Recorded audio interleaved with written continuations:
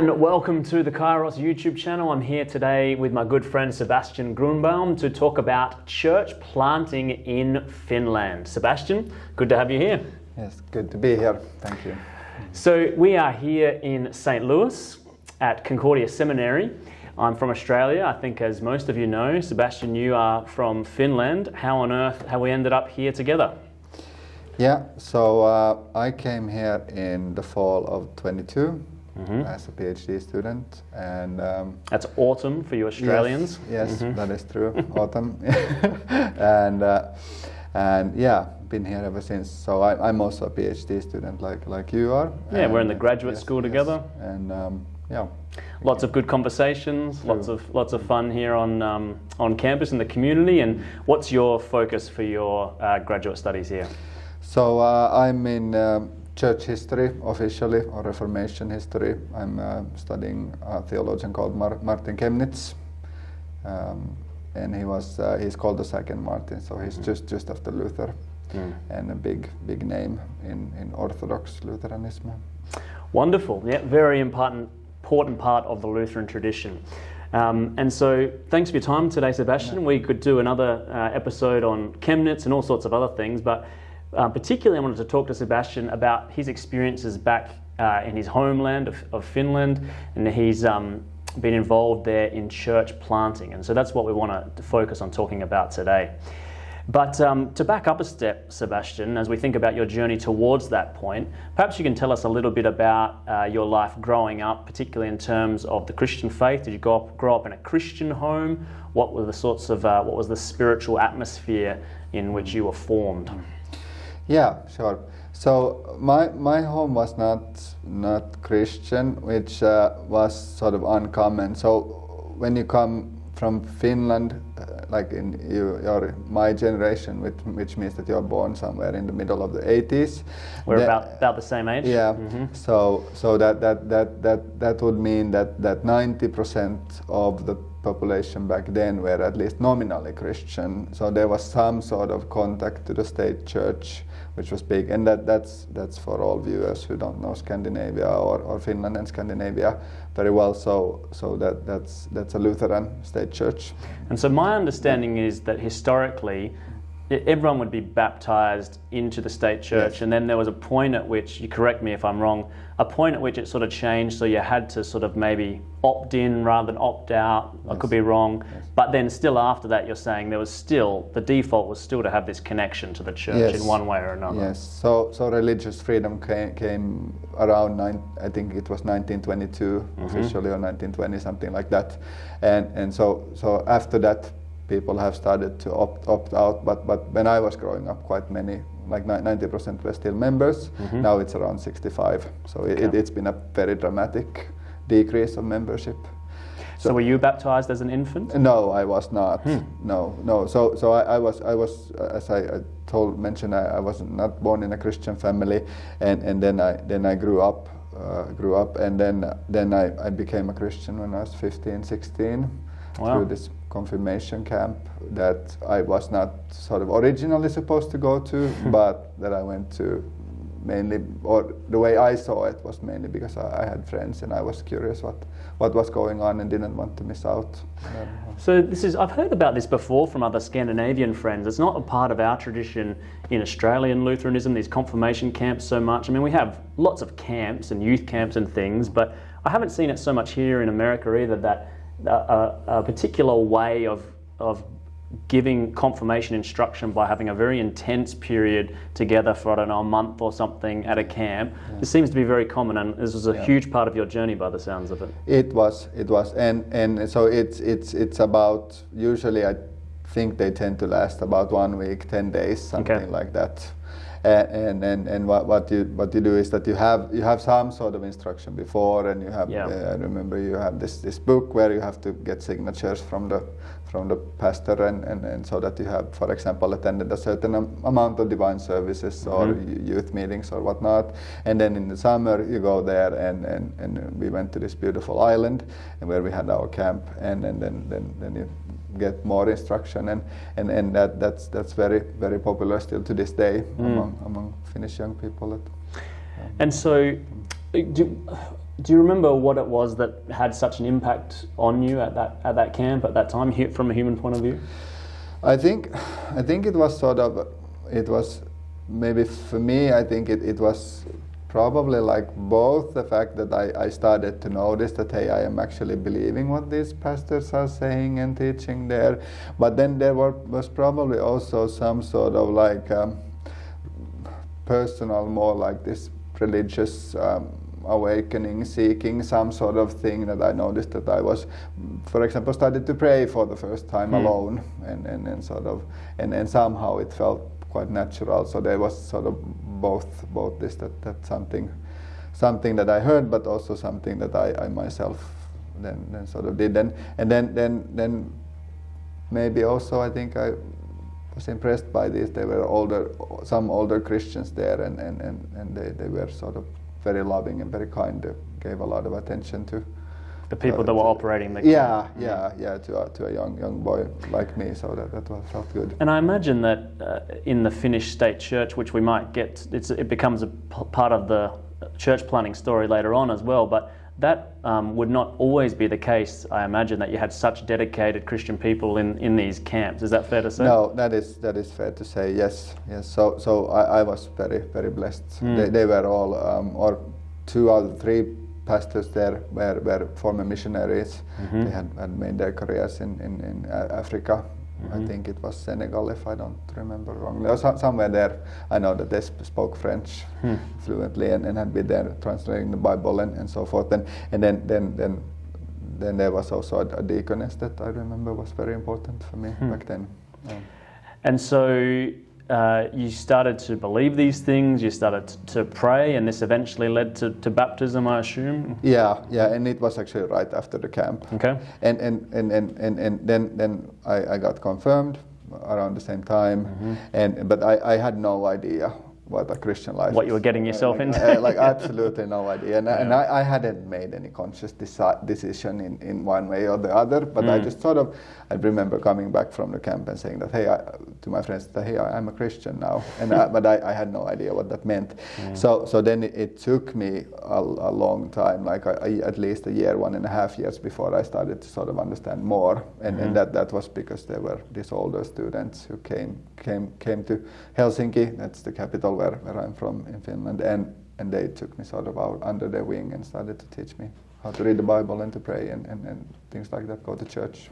And how did your parents react to all of this? Do you remember? I think it was sort of a mixed bag, I guess. I think they were happy sort of in that sense that when I became a Christian, I started to behave a little bit more like behave better, and I think that made them happy. But I also at the same time I think, and I still think that they sort of wish that I wouldn't take this so seriously, that they somehow like that they're okay if you have your convictions, but they shouldn't intrude on everything or how to define you as a person. Which is, So the camp and baptism, and then you mentioned it's takes some time for God to bring other people into your life to help sort of form you in this life of discipleship. So where did these people come from, and where were you? How did that work? Were you involved in a congregation, or was it a other setting? Yeah, so that worked like that. So there is sort of that. If you go to these confirmation camps, then you often have this option of coming back as some sort of help instructor in the next year. Okay. And I wanted to do that because that was so impactful for me.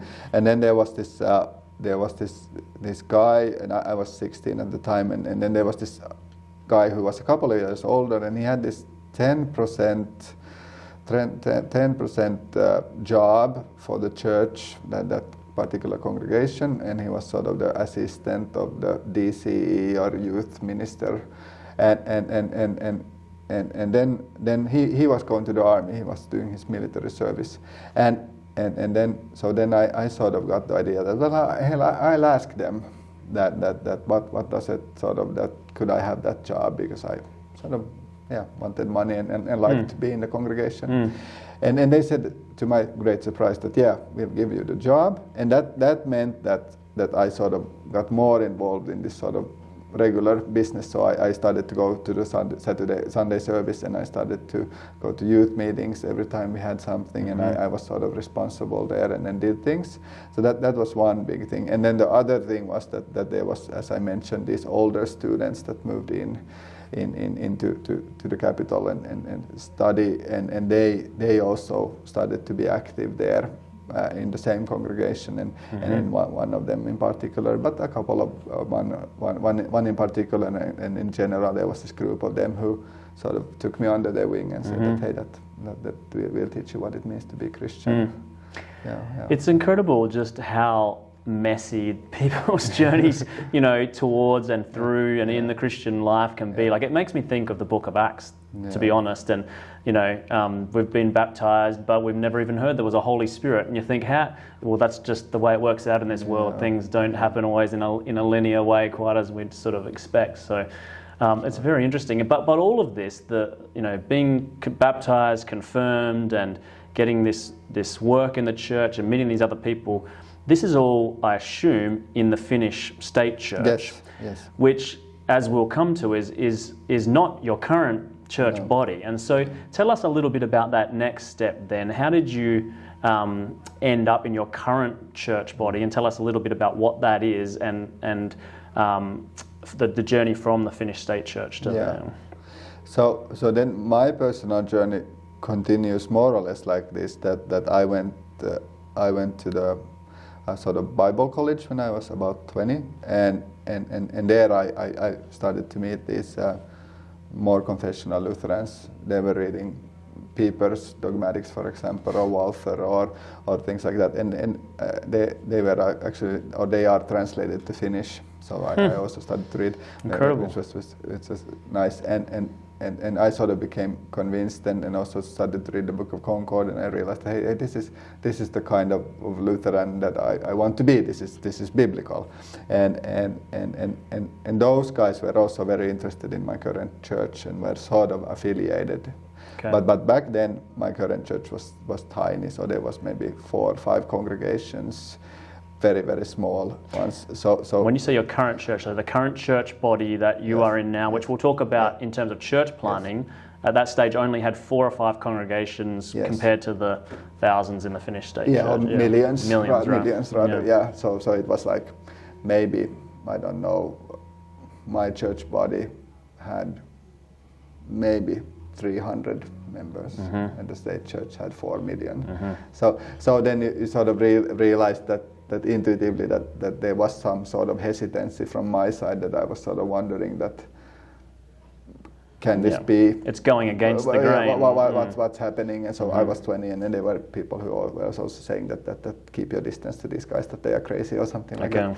But in any case, so the story continues that I sort of after that Bible college year I went to study and to another town, and then at the same time I kept the contact with the church body that I'm part of now, which is the Finnish the Finnish Evangelical Lutheran Mission Diocese of Finland.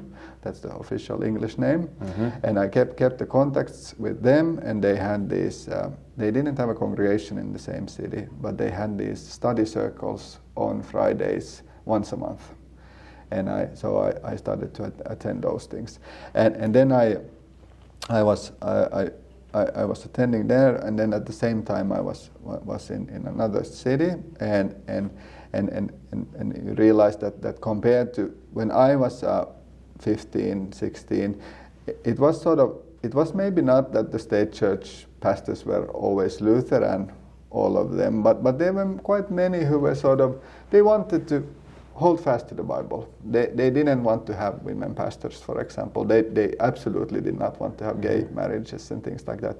And that sort of during these 10 years between when I was 15 and 25, that started to change. That there were fewer and fewer places who actually had this sort of traditional view of Christianity. So that was sort of pushing also away. And in the city where I was studying, there was this two options, especially if you were Swedish speaking, which that's my first language, and there were two options if you wanted to be sort of have a congregation. That one was this state church congregation that was nominally Lutheran and very liberal, or then it was the Methodist congregation, and that's where people went to either or, and the Methodist was at least like in the moral questions fairly conservative. Mm-hmm. And so that was the choice, and then we started to talk with students there, and also I started to talk with my church about what could we do and should we do something, and then there came this consensus that hey, if we want to be Lutheran, we have to have a Lutheran congregation. Mm-hmm. And that then led to my first call. Okay, so that gets us up to the church planting part of the story, really. Then, so just to summarize, there's the state church in Finland is Lutheran. There is freedom of religion, so you do have these Methodists hanging around and that sort of thing. But there's basically one Lutheran synod for most of history, and then this new church body emerges in the 1980s? 1999 is 1990s, the first so around year 2000. Yeah, and this is known as the Mission Diocese in Finland. And this is the church body to which you now belong, and you're an ordained pastor. Yes. But your ministry in that church was largely around church planting. Yes. And so tell us a bit more about how that came about in the first instance and how you got into it. Yeah. So the first congregation that I planted and also served, so that was a congregation that its core consisted mainly of Swedish-speaking Lutheran students of theology and their wives and friends and cousins. Now I'll just have to pause you there just to give us a little bit more context about why people are speaking Swedish in Finland as well. Yes. So in Finland there has probably always been, or at least for centuries, there's been a Swedish-speaking minority of 6%, and so it's the second official language of Finland. And so, for example, you have universities that are completely Swedish speaking, and if you want to study theology in Swedish, then Turku, the city where I was, is the only place where you can do that. Thank you. In the country. But before I met you, I didn't know this. So I thought it could be helpful just to get the context. Well, that's good. That's good. And so we were. Yeah, so it was mainly those students of theology, because those were the ones that I had most contact with, and then their spouses, and then their cousins, friends, acquaintances. That was the sort of first congregation, and so how that came about was that there was we saw this need, and there were like these sort of homeless Christians that were thinking that they want to be Lutheran, but they don't know how to do that because there's no congregation, and then we started to talk with them, and I started to talk with my church, and then we basically did like that we had this. Some sort of lecture series. It wasn't very organized back then. We had I remember inviting 3 different pastors from the Finnish Evangelical Lutheran Mission Diocese, and could they come and explain, and then it was sort of funny also because most of them did not speak Swedish, and then we sort of tried to sometimes they tried to speak a little bit Swedish, and then and sort of broken Swedish, and sometimes I was translating, or they spoke English, but in the case they came there and sort of made a presentation and 3-4 times maybe, and then after that we had some sort of gatherings, and then my church said that okay, well it looks like you might have something there, and we're willing to invest in this, so we'll give you a 50% salary for 1 year, and if you have a congregation after that, then you get another year. Yep. And then I thought to myself, well, no one will ever offer me a better deal. Let's go. That it's at least worth trying. Yeah, it's a wonderful encouragement for a young guy to have this relatively small church body who's willing to take a risk and do something like that. Yeah. So tell us a bit more about the lecture series, as you called it. So this is part of your approach, is that you would start off with some reasonably solid content, present something to people and say, let's start here and talk about it. What did you do? Yeah. So back then, that first one, I actually can't remember exactly the topics, but after that, I remember the second, third and fourth time when I did something like this. Then it was very clear that we went through the Luther's 7 marks of the church. So Luther has this book called on the Council and Churches, and then where he then says that you can recognize a Christian church based on these 7 marks, and then it's the Word of God, it's baptism, Holy Communion, that's 3, the office of the keys, and then it is the office itself of Holy Ministry, and then it's praise and worship. But we usually tend to talk worship, we tend to talk about liturgy, then and then the cross, that's suffering. So that's 7. Sometimes do you find church discipline in some lists as well? I'm not sure if that's in Luther's and the mutual consolation as well. Maybe I'm mixing up different lists. I'm not sure. Yeah. There are probably many different kinds of lists, and obviously you can integrate also different kinds of things. It's fascinating. I've never heard of in Australia. Sometimes we call these sorts of classes inquirers classes or pastors classes, or they're evangelistic type groups or whatever you want to call them, that seek to give people a starting point way into the church. I've never heard one based on Luther's marks of the church. So this is very interesting. And what strikes me about it is that it really takes the church in church planting very seriously. That who are we? What are we doing here? Well, this is it's actually a very concrete place to start. It is. What does a church look like? What is it? Yeah. And I like that as well. It's not my idea, so I can commend it as much as I want to, but without being too proud. But it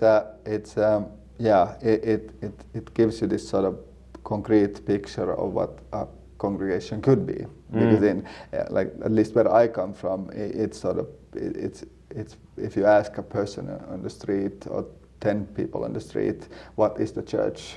Or what is it supposed to be? Then you get 10 different answers probably, and that people don't really have a clear picture, and they don't know what to expect, and it's very dependent on where you come from, and many things that are maybe not even biblical that exist. So that's why it's sort of good to paint this picture, and then you have some sort of goal that this is what we are sort of offering. This is our product that we're selling, in a sense. And I imagine it would help to prioritize things as you get started as well, so that, because for so many people in more established Western congregations, they have a picture of, well, you have to have all these things. You have to have a group that takes care of the children during X, Y, and Z, or you have to have this committee or that way of doing things or whatever. And going through a process like this would help to really distill what is the church, what are the priorities. Maybe all these other things are good and will come later, with God's help, but I can imagine that would really give some clarity to getting started. I think you're right, and then you can also, this is sort of from a more the first one was from a more theological point of view, which is the main thrust that we are doing these 7 marks of the church. But then if you want to look at from a more practical point of view, then I would sort of, I remember someone saying, and I thought this was again a very wise idea, to say that you need 3 things. That it is that you need people, and then you need a pastor, and then you need a space to gather. But basically, if you have those 3, then you're fine. That with those 3 you can do a lot already, and sort of. But then so that's another way of looking at it. Very concrete. And so you would have these public talks, and then what else would happen around that? Would you be meeting people, talking to people? Would there be opportunities for others to get to know each other? What were the next steps? Yeah, so there's always sort of, and I've been trying to do this also with my ministry in general, is that there sort of been, I've always tried to sort of think that we have to offer a sort of a place for dialogue and like a sort of also not only a metaphorical place but a concrete place. And in the Finnish context, it's very natural to offer coffee, which I think is also the American strong coffee, right? Yeah, very strong coffee. Yeah. In contrast to the US, where coffee is weak, but strong coffee, and then people stay there, and then so that and the idea is that you want to sort of you want people to stay, and you want people to talk and to get to know you, and you want to engage them and have some sort of dialogue going on, and I think that's really important. Yeah, and so that's a really important point as well. And so you've started with some very solid content with this church plant, but that's not to say that relationships and communal life isn't a huge part of the picture as well, and a place for people to ask questions, and seemingly increasingly important in the contemporary world, and that both of these things go together. And in some of the models I've seen, I guess, sometimes it can be hard to keep both those balls in the air, so to speak, and so it might be one thing to get all of the theological content ready and to be ready to share the Word of God with people. On the other hand, we can focus very much on the relational side and getting to know people, but to have both these together seems to be an important part of the approach too.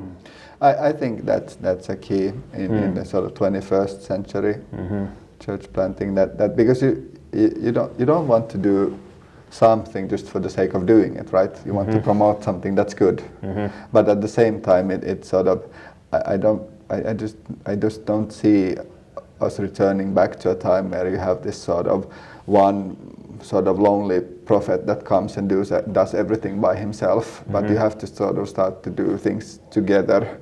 And at least in where I come from, there's just not resources for that kind of thing, that everything is limited, so that's why you have to sort of also engage people to work together with you and work as a team. Yeah. So you mentioned before about needing the people and the pastor and the space. So tell us a little bit more about how this sort of emerged, because I think one of the things that can be overwhelming for some people as they think about the possibility of something like church planting is just, where do you even start? Many Christians come from congregations with lengthy constitutions and bylaws and bank accounts and programs and buildings and all of this stuff, and you think, well, when you're just getting started, what do you actually do? Like, where do you go? Do you start in a lounge room, or do you rent a space, or do you try and build a church? And how do you organize things when it's in this embryonic stage? So how did that sort of start to emerge as a church plant? Well, in our case, what we tend to do, our church body, is that we tend to rent churches from the Adventists, the Seventh-day Adventists, who always gather on Saturdays. So that's this good synergy benefit, and sometimes they have really nice churches. Not all of their churches are nice, but some are really nice, and so that's how we sort of dealt with the space, or deal with the space question. And I've had congregations gathering in schools. It's also not impossible. Some sort of we call it these prayer, some sort of houses of prayer that these revival movements have. That has happened in Finland, and there are many other possibilities that you can do. And I think it's more the sort of, you sort of have to realize, but that when you talk with people, and when you sort of deal with them, there has to sort of at some point come this realization that it is very possible that we are not going to be huge, at least in Finland, like compared to the state church, that we are sort of stepping into the margins. That it's not going to be this massive force in society that will show the world that how glorious and nice and good Christianity is. But it's more of this sort of marginal group that does things and builds a congregation. But the good side with that is that once people accept this, that hey, we can be small, then there's a lot of freedom in that. There's a lot of freedom that you can actually preach the gospel, you can handle the sacraments, you can sort of be faithful in a very good way.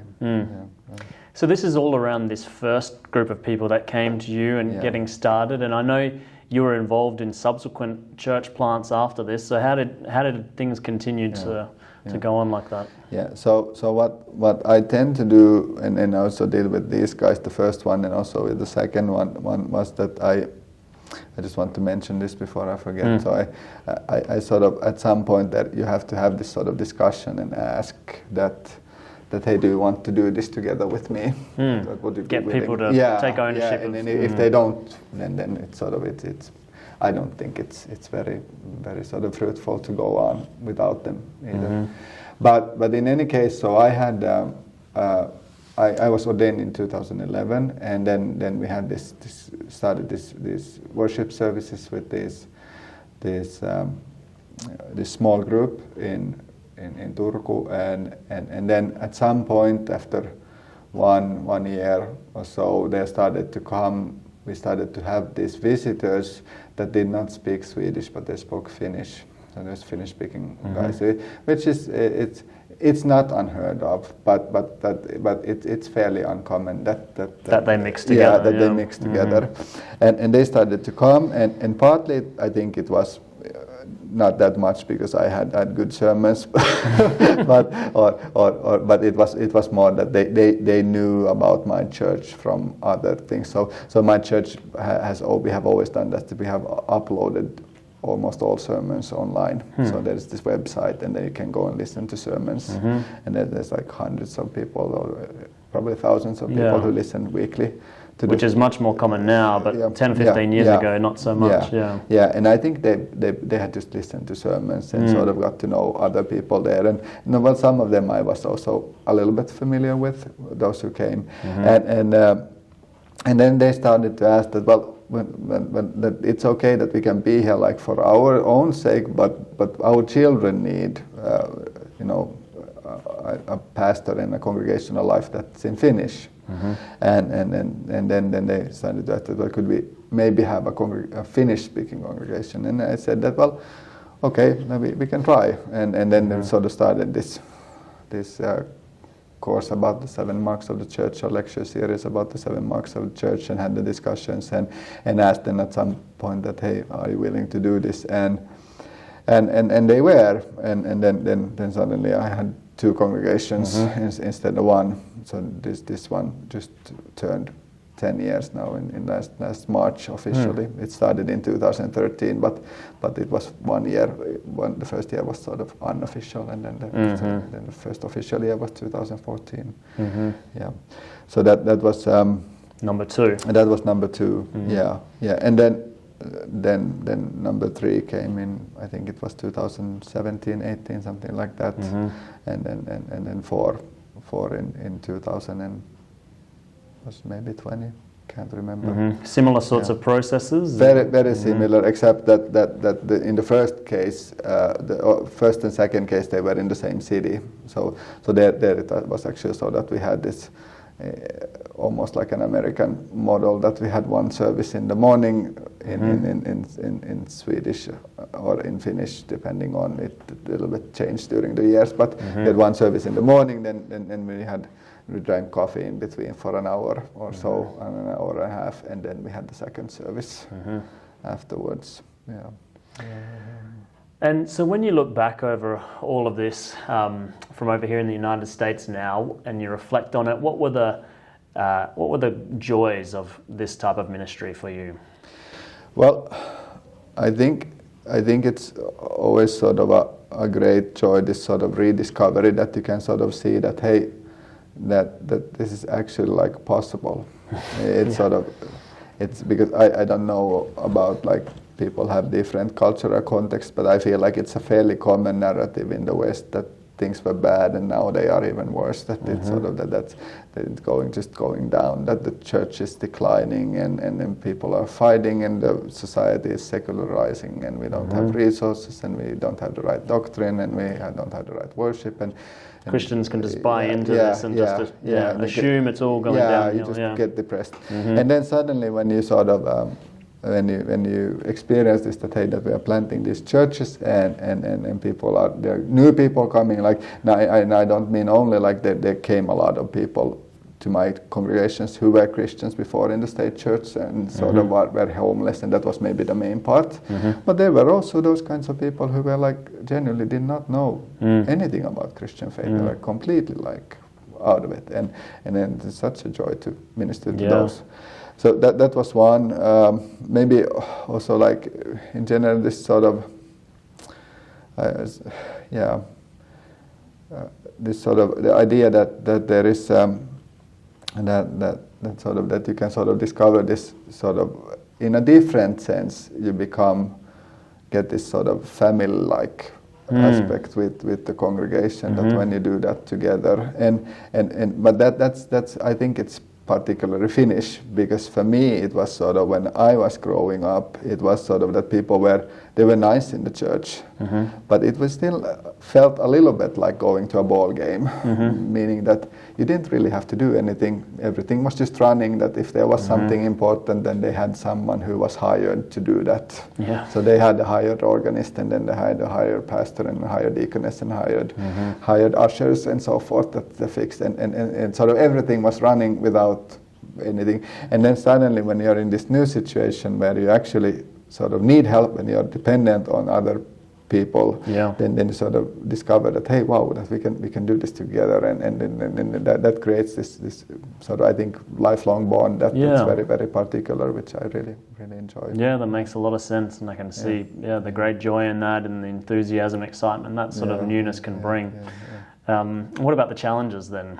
What are the big challenges for church planters, do you think? Yeah, well, the first challenge is time. So when it comes to that is a limited factor, and we didn't talk about that too much. But with my third and fourth congregations, I gave them away quite fast, just because I realized that's too much. That I just don't have the energy and just don't have the drive. That someone else might have a little bit more energy than me. But for me, it was sort of, I noticed that with two congregations I can manage, especially if the distance is not long between them. But then when the third comes along, and then distances grow, and then so that's difficult to be especially to be in contact with people. That you can obviously go and have the service in itself, but that takes a lot of time.